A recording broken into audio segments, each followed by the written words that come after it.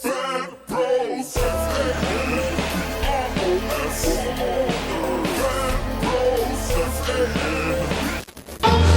chill with my video. Games and cartoons, some milk in my cereal.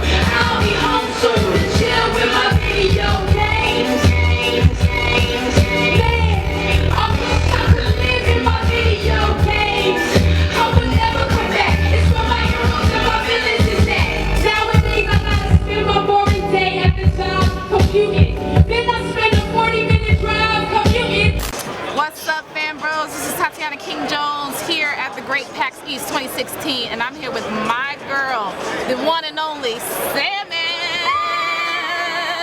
Yes! I'm so happy. I know, I haven't seen you in a minute, so I'm really happy I get to see you in person. Yes.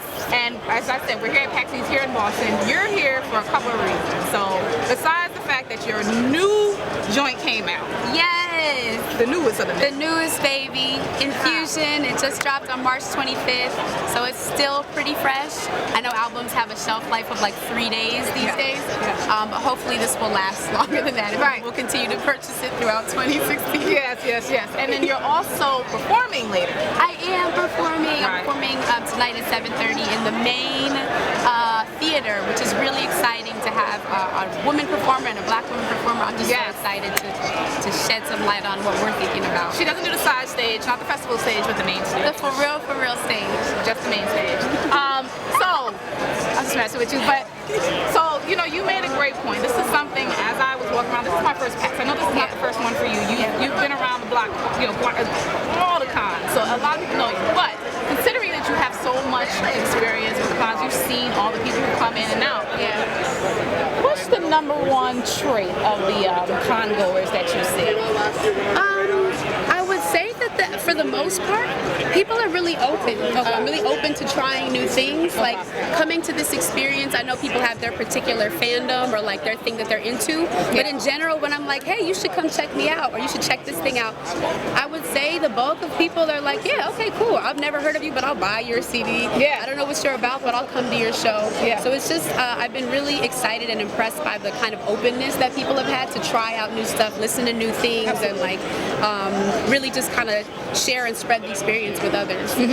And you also mentioned being a black woman. Being a black woman in the industry, it's just like, it's all, I don't want to say a struggle, but it's a journey. It's a journey. And particularly in music, particularly in nerd culture already, it's kind of like we feel even more marginalized as is, but we're trying to spread out, build a community. How do you feel about how the process has gone so far? Like, how do you feel about the current state of, I guess, multiculturalism in nerd culture? So I feel great about the people that I know. Like, I'm so thankful to the internet.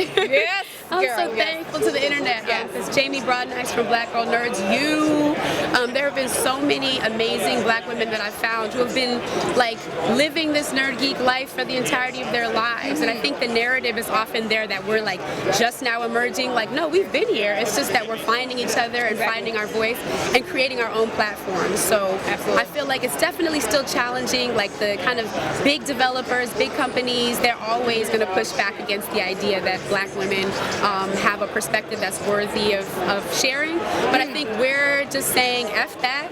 We're going to figure this out the way that we want to figure it out. We're going to share our stuff whether you want to or not. And they're seeing that actually there's a market there because our stories are powerful. So I feel really, really good about the direction we're moving. I don't know about any of these big companies. Well, I mean, you yourself, you're actually becoming pretty big yourself. I mean, I know you were just on, was it OK Player, or you were on a lot of different things just now. Like you were on, it was you and a few other rappers. It was Vice. It was Vice. Vice is big. Yes. So how was that? How did that come about? So I was reached out to discuss. So a track on my latest EP is called 1080p, and it's like a very personal song about like struggles I've had with. I'm a PhD student, so navigating the academy, my kind of headspace over the past year and a half. And so Vice wanted to talk to hip hop artists about what the intersection is between depression and hip hop, and like being open about where we are mentally. And so I was one of the 7 rappers that was asked to be part of that discussion. Okay, and, that leads me to the other one, rapper or MC? What do you prefer?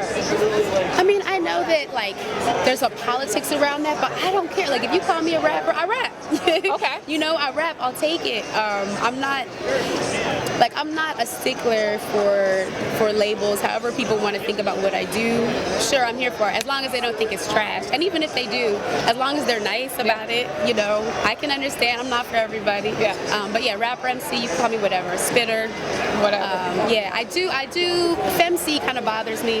That bothers me. It's like, why are you qualifying? I'm an MC. Right. Period. Yeah, and I hear that a lot. People will say it as a compliment. You're one of my favorite female MCs. So what I'm trying to start doing is saying like, oh, this is one of my favorite male rappers. Like I love this male rapper. He's good for a male rapper. You know? Oh yes, please do that. Please. And they'd be like, oh, what you mean? Oh, so what do you mean? Right. What are you saying? Let's think a little bit more about that. Okay. So. Now I know you're being very busy, but have you had time to play any of the games here, or are you looking forward to any games? I haven't had time to do anything. So the reason why I've been planted here all day is because I got into town really late yesterday because I was, so as I mentioned, I'm pursuing my PhD. Yes. So I taught a class, then I had to go home, pack, and I live in Ithaca, New York, which is very small, so there's like one plane that goes out that little airport.